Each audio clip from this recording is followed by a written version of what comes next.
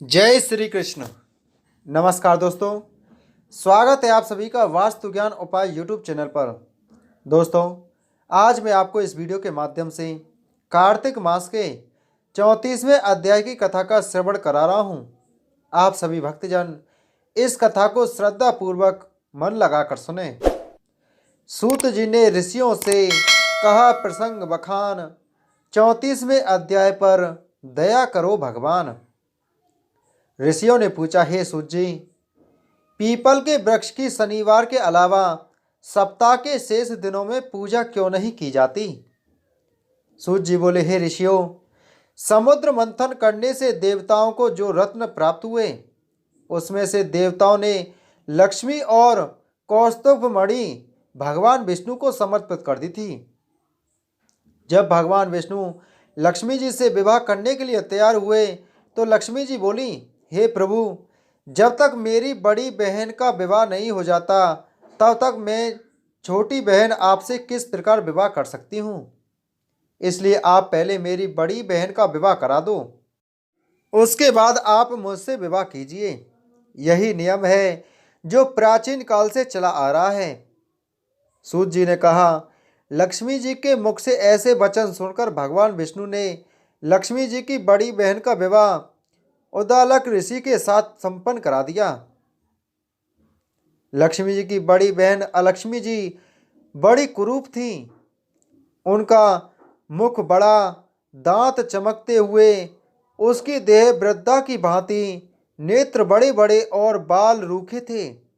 भगवान विष्णु द्वारा आग्रह किए जाने पर ऋषि उदालक उससे विवाह करके उसे वेद मंत्रों की ध्वनि से गुंजाते हुए अपने आश्रम ले आए। वेद ध्वनि से गुंजित हवन के पवित्र धुएं से सुगंधित उस ऋषि के सुंदर आश्रम को देखकर अलक्ष्मी को बहुत दुख हुआ। वह महर्षि उदालक से बोली, क्योंकि इस आश्रम में वेद ध्वनि गूंज रही है, इसलिए यह स्थान मेरे रहने योग्य नहीं है। इसलिए आप मुझे यहाँ से अन्यत्र ले चलिए। उसकी बात सुनकर महर्षि उदालक बोले, तुम यहाँ क्यों नहीं रह सकती, और तुम्हारे रहने योग्य अन्य कौन सा स्थान है वह भी मुझे बताओ। अलक्ष्मी बोली, जिस स्थान पर वेद की ध्वनि होती हो, अतिथियों का आदर सत्कार किया जाता हो, यज्ञ आदि होते हो, ऐसे स्थान पर मैं पैर नहीं रख सकती। जिस स्थान पर पति पत्नी आपस में प्रेम में रहते हो, पितरों के निमित्त यज्ञ होते हो, देवताओं की पूजा होती हो, उस स्थान पर भी मैं नहीं रह सकती। जिस स्थान पर वेदों की ध्वनि ना हो, अतिथियों का आदर सत्कार ना हो, यज्ञ ना हो, पति पत्नी आपस में क्लेश करते हो, पूज्य वृद्धों, सत्पुरुषों तथा मित्रों का अनादर होता हो, जहाँ दुराचारी, चोर, परस्त्रीगामी मनुष्य निवास करते हो, जिस स्थान पर गायों की हत्या की जाती हो, मदपान, ब्रह्म हत्या आदि पाप होते हो, ऐसे स्थानों पर मैं प्रसन्नतापूर्वक निवास करती हूँ।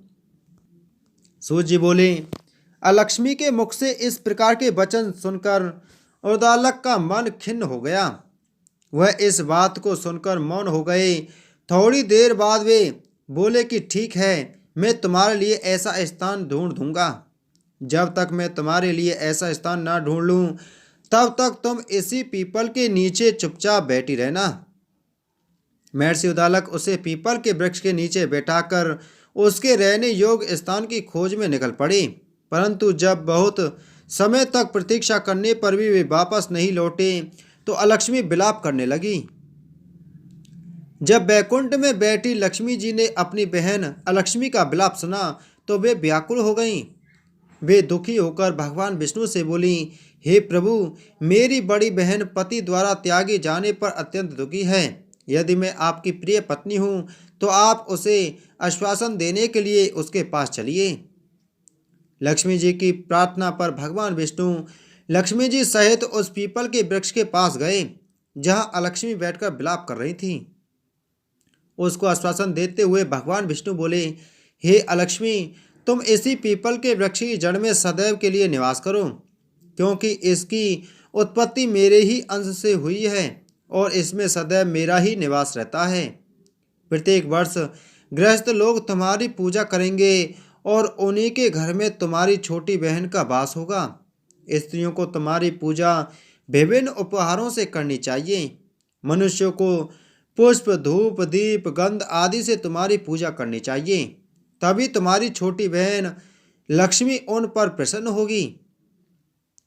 सूत जी बोले, ऋषियों, मैंने आपको भगवान श्री कृष्ण, सत्यभामा तथा पृथु नारद का संवाद सुना दिया, जिसे सुनने से ही मनुष्य के समस्त पापों का नाश हो जाता है और अंत में वैकुंठ को प्राप्त करता है। यदि अभी आप लोग कुछ पूछना चाहते हैं तो अवश्य पूछिए, मैं उसे अवश्य कहूँगा। सूत जी के वचन सुनकर शौनक आदि ऋषि थोड़ी देर तक प्रसन्नचित्त वहीं बैठे रहे।